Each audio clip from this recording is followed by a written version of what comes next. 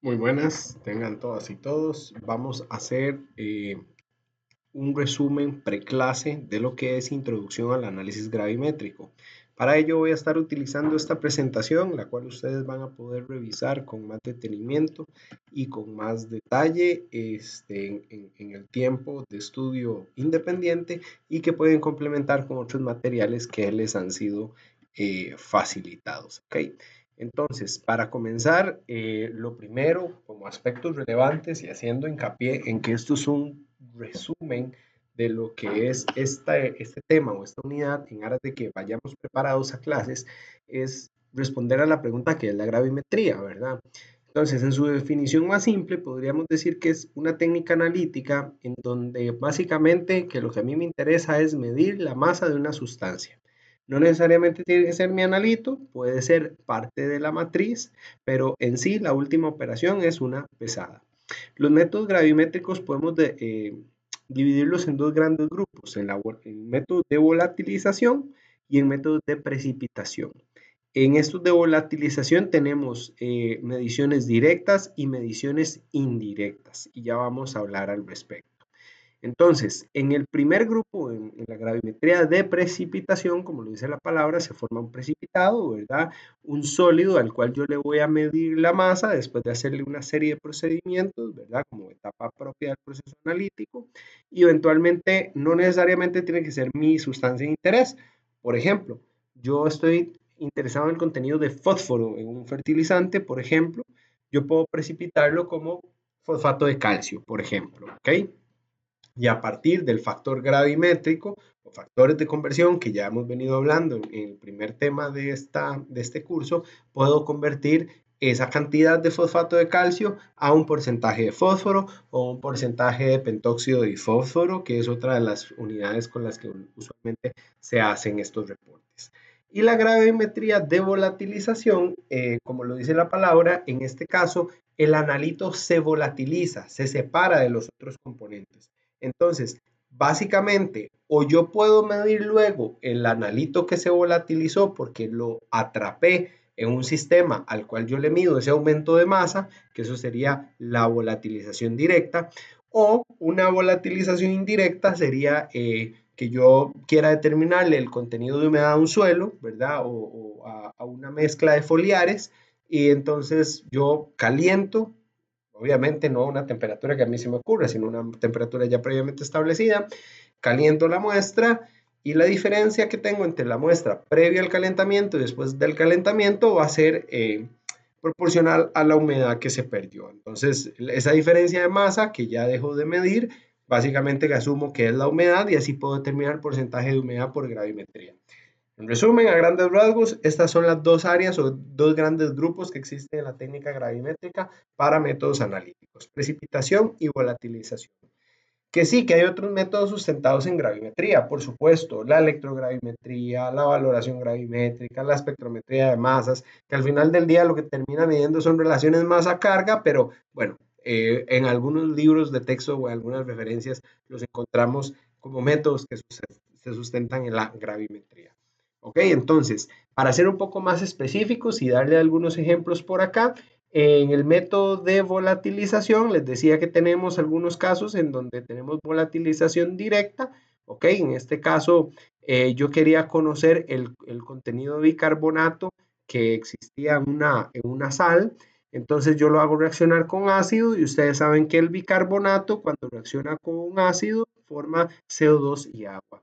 Entonces, todo el CO2 yo lo atrapo sobre una disolución de hidróxido de sodio y se va a generar una reacción química, por supuesto, va a generar carbonato de sodio y en sí la masa que se aumenta vendría siendo proporcional al CO2 porque el agua que se va a generar, el vapor de agua, va a quedar en un absorbente de sulfato de calcio que me atrapa el agua, pero me deja pasar el CO2. ¿Ok? Eso sería el directo. Y el indirecto, les pongo este caso de la estufa, como les decía, ¿verdad? O también, como ven, este sistema es un extractor de grasas realmente, pero lo traje acá a colación porque me gustaría que se lleven la imagen, ¿verdad? Más compleja y más completa. Por ejemplo, a los animales de engorde cuando se les quiere determinar lo que se denomina proximal completo, ¿verdad? Que es el contenido de proteína, de ceniza, de humedad, de grasa en el alimento. Usualmente nosotros usamos estos sistemas, como lo ven, parece una bolsita de té. Yo lo que hago simple y sencillamente es tomo la muestra, le mido la masa, sé cuánto mide esto, lo pongo en una estufa, caliento, la humedad se va y luego mido por diferencia. La diferencia entre el peso inicial y el peso posterior, lo que se perdió fue humedad. Luego puedo usar un sistema de estos. Ahí hay un método gravimétrico. Puedo utilizar un sistema de estos en donde yo meto estas bolsitas acá y yo voy a tener una mezcla de solventes. Por ejemplo, puede ser hexano, puede ser, usualmente se utiliza alguna mezcla de solventes con acetona y tal, que lo que hacen es calentar el solvente a vapor. Como eso es una bolsita tipo filtrante, pasa el solvente y el solvente se va a llevar toda la grasa. Entonces igual, luego seco las bolsitas y la diferencia que voy a tener, si ya le quité la humedad y lo que le hice fue pasar una sustancia que se va a llevar la grasa, entonces la diferencia es la grasa, ¿ok? Y así es más o menos como se sustentan estos métodos gravimétricos. Como lo ven, son métodos muy sencillos. Por su contraparte, tenemos la precipitación gravimétrica. La precipitación gravimétrica, básicamente, que lo que tenemos es, como principio, generar un precipitado, un sólido que, ojo, que acá se ve como un fresco de tamarindo, me dijo una vez un estudiante, aquí ya está del todo precipitado. ¿Cuáles son algunos requerimientos a grandes rasgos? Este filtrado debe ser fácilmente filtrable. Entonces, ¿a qué me refiero de que sea fácilmente filtrable? Si ustedes tratan de filtrar esto acá, tal vez de repente sea un poco difícil. Si se forman precipitados tipo coloidales, que ya vamos a hablar de eso, va a ser muy difícil. Ocupo cristales o precipitados tipo cristalinos para que se lave fácilmente, se filtre fácilmente, que sea químicamente estable, o sea, que cuando yo lo esté filtrando, él no me reaccione con componentes de la atmósfera y que sea de composición conocida. Como les comentaba ahora, voy a medir fosfatos por gravimetría, bueno, fósforo por gravimetría, lo precipité como un fosfato. Bueno, ¿qué pasa si yo ese fosfato lo calcino a 400 grados Celsius? ¿Es estable? No, mira, se me convierte, que pasa mucho con los carbonatos. Mido, precipito un sólido como carbonato de calcio, pero si yo lo meto a 500 grados Celsius en una estufa, probablemente se me va a descomponer en óxido de calcio. Ah, pero mira, conozco cuál es esa composición después del secado y que tengan alta pureza. Porque al final del día, recuerden que yo lo que quiero es medir ese sólido y tener cierta certeza de que estoy midiendo un compuesto de composición conocida para, con base en factor gravimétrico, poder hacer una relación o estimación de la concentración de mi analito de interés. ¿Cuáles son las principales variables que influyen en ese proceso para precipitar una sustancia?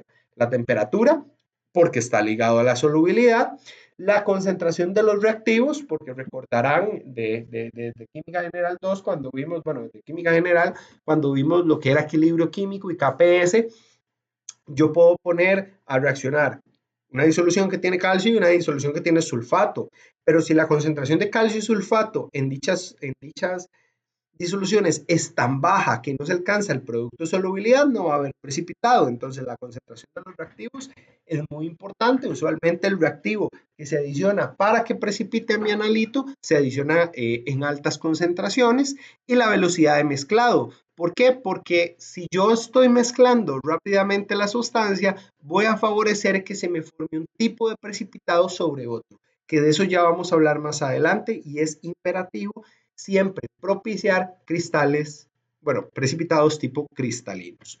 ¿Ok? En lo que respecta al tamaño de partícula del precipitado, bueno, ya hablamos que la precipitación gravimétrica hay que tener ciertas características, hablamos que hay ciertas variables que influyen al momento de que yo tengo que hacer la precipitación, y vamos a hablar ya más específicamente de algunas características del precipitado, ¿ok? El precipitado yo puedo clasificarlo de acuerdo a su tamaño de partícula, ¿ok? Y es la principal característica que me va a determinar si el precipitado es útil o no para el análisis gravimétrico. Lo que se prefiere es siempre que sean partículas grandes, ¿verdad? Hago comillas, grandes, cristalinas. Se trata de evitar partículas que tengan tamaños intermedios. ¿Por qué? Y cuando llamo intermedios, aquí les pongo una referencia, de 10 a la menos 4 a 10 a la menos 7 centímetros. Porque esto lo que forman son coloides. Recordarán desde que vemos en cursos de ciencia básica que nos hablan de coloides, nos dicen que los coloides son partículas en dispersión, ¿verdad? Y es que es básicamente eso, o sea, usted no ve que sedimentan, pero tampoco usted ve dos fases como un fresco tamarindo, o sea, usted no ve ni una mezcla homogénea ni tampoco, bueno, sí, son fácilmente confundibles a veces con mezclas homogéneas, pero tampoco es una mezcla heterogénea, son partículas que están en suspensión y al estar en suspensión son muy difíciles de filtrar. Además de ser muy difíciles de filtrar, fácilmente se contaminan. Y recuerden que ocupo que el precipitado sea de muy buena pureza. ¿Ok? Entonces, en ese sentido, la idea es que no se generen coloides. ¿Por qué? Porque tiene un tamaño de partícula pequeño que no me sirve. Cuando yo lo filtre, usualmente lo que va a hacer es obturar el filtro, los poros del papel de filtro que yo utilice, los va a saturar y no se va a poder filtrar bien. Son más, por eso es que son difíciles de filtrar, son más propensos a que se contaminen, como les decía. Pueden mejorarse si yo los coagulo. ¿Qué es coagularlos? Aquí está una representación de un precipitado coloidal de cloruro de plata. Lo que hace que los coloides queden en suspensión es que ellos tienen una doble capa eléctrica. O sea, como tienen un tamaño de partícula tan pequeño, usualmente hay ciertos iones, sean aniones o cationes, que pueden pegarse se pueden absorber, es la palabra correcta, se pueden absorber a la superficie del sólido y al absorberse a la superficie del sólido hay otros iones de la disolución que van a generar una contracapa iónica y eso es lo que impide que otra unidad de este sólido se le una y formen cristales de mayor tamaño y por eso también les cuesta precipitar. ¿Ok? Esa es la razón del por qué los sólidos, los precipitados coloidales no son buenos para el análisis cuantitativo.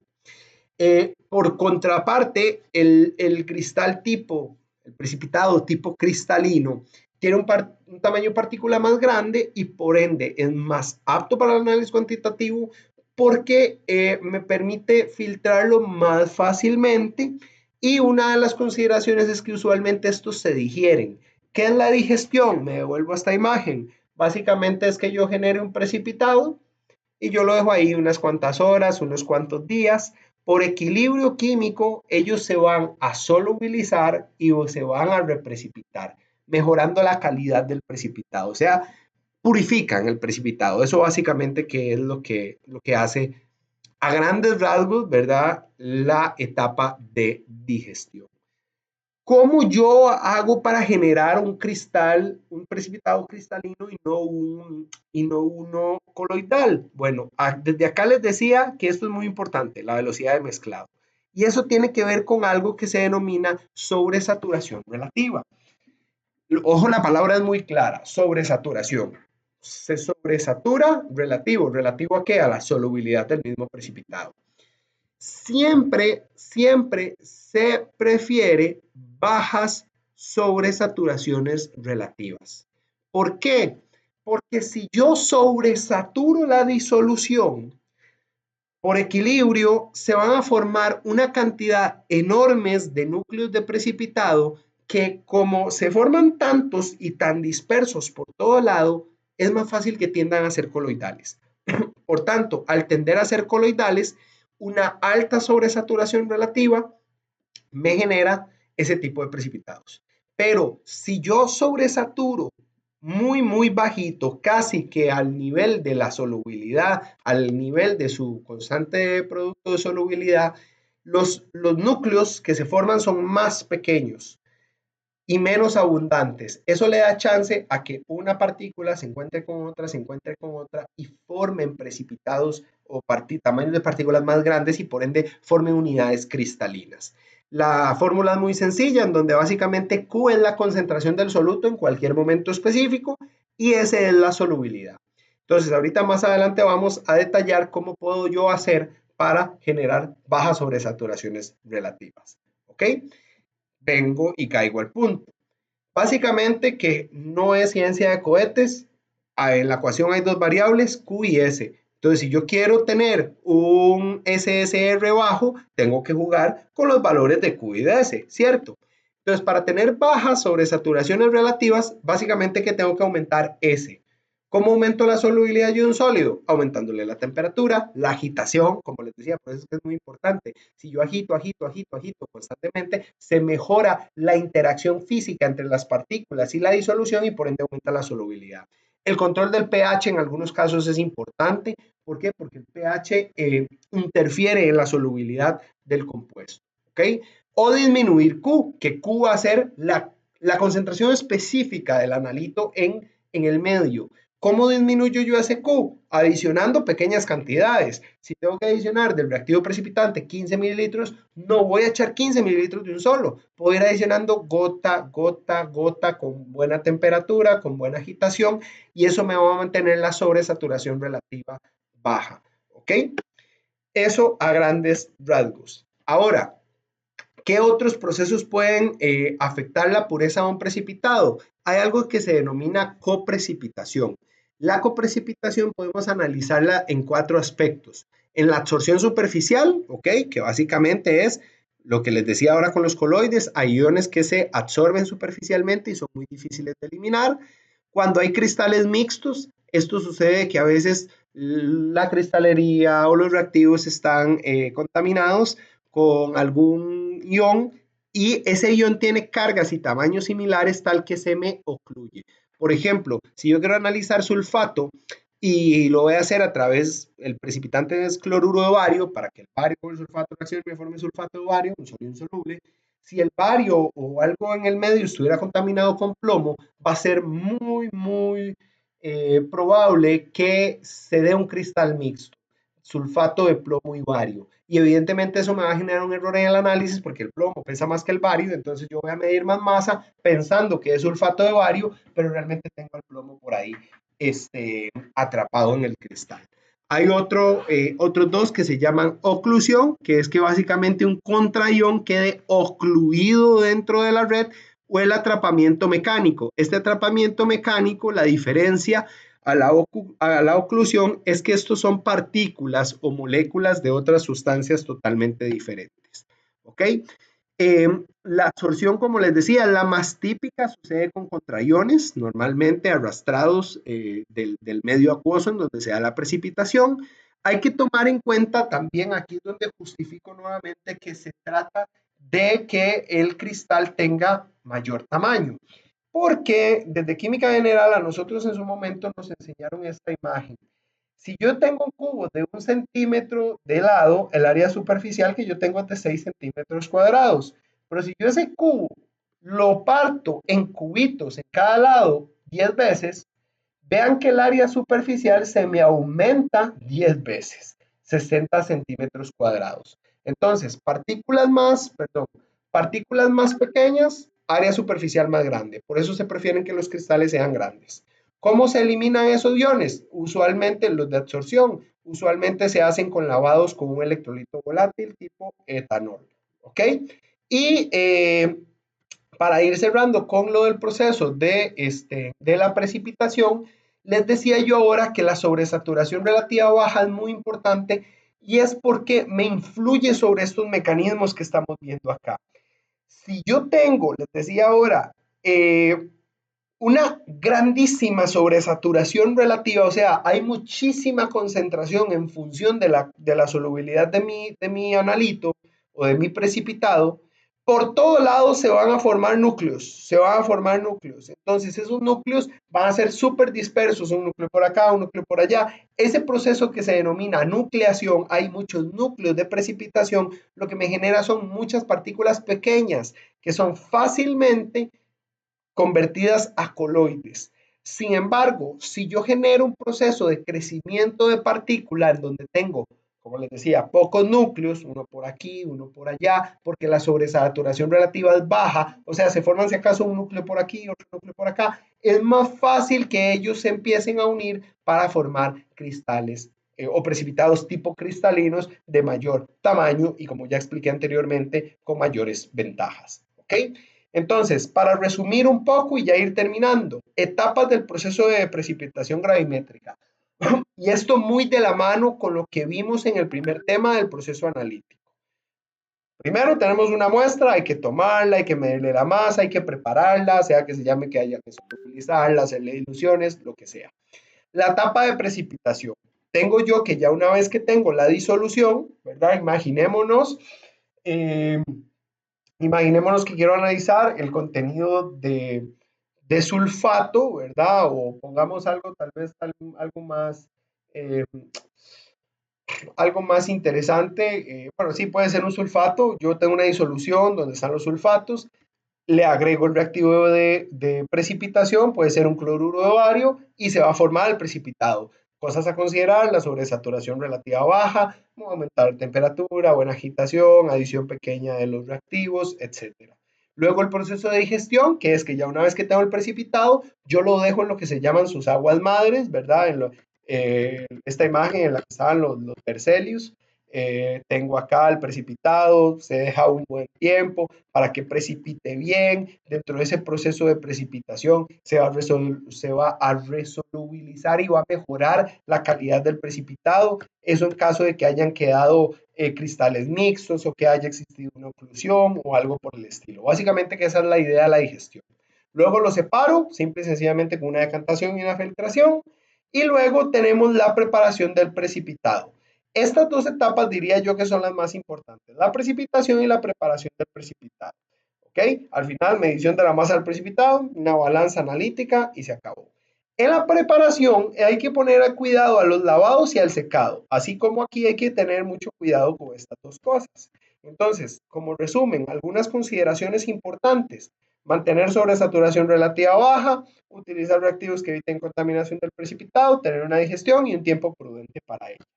En el caso de la precipitación del precipitado, la preparación, perdón, ópale, eliminar el solvente y especies volátiles. Eso es muy importante en el sentido de que yo cuando tengo el sólido, lo filtré y obviamente va a estar húmedo. Entonces tengo que secarlo, ¿ok? Tengo que secarlo con una estufa o con una mufla, que la diferencia entre la estufa y la mufla es que la mufla llega a temperaturas bastante mucho más altas, 800 grados Celsius, etcétera. En ese proceso es importante que yo conozca la estabilidad térmica. Por ejemplo, hay precipitados como el cloruro de plata que usted les mete temperatura, lo que usted quiera, y vean la estabilidad térmica, qué buena que es. Vean que aquí está de 0 a 1200 grados y tiene una muy buena estabilidad térmica. El sulfato de bario, relativamente también, a partir de unos 400, 600, ya él se mantiene a una muy buena estabilidad. Caso contrario, si yo precipito un oxalato de calcio, tengo que conocer que a cierta temperatura él se me convierte en carbonato de calcio y que a cierta otra temperatura él se me va a convertir en óxido de calcio. Entonces yo tengo que tener muy claro qué temperatura estoy trabajando y por tanto qué especie química voy a medir. Porque si yo quiero, por ejemplo, expresar el contenido de calcio, el factor gravimétrico va a ser diferente si estoy usando óxido de calcio, si estoy usando carbonato o si estoy usando oxalato de calcio. ¿Ok? La idea siempre va a ser buscar una forma de pesada estable, o sea, que no reaccione con la atmósfera, que se mantenga estable, que no absorba agua, etcétera. ¿Ok? Y esto sería a grandes rasgos el resumen de la parte de gravimetría. Lo que les dejo acá es un repaso, que sería con lo que arrancaríamos la clase respectiva, de ejercicios y cálculos, haciendo un repaso de lo que es equilibrios de solubilidad. Esto es un tema de química general, pero que para mí es muy importante volverlo a retomar y por tanto les dejo unas diapositivas con los conceptos claves, algunos valores de KPS, recordando más o menos cómo era el proceso para calcular la KPS a partir de la solubilidad del compuesto o viceversa, cómo calcular la KPS, la solubilidad del compuesto a partir de la KPS. Un par de ejemplos para que los revisemos y con eso podríamos dedicarnos mayor tiempo a luego revisar ejercicios. Muchísimas gracias por su atención y espero dudas y consultas para la clase. Saludos.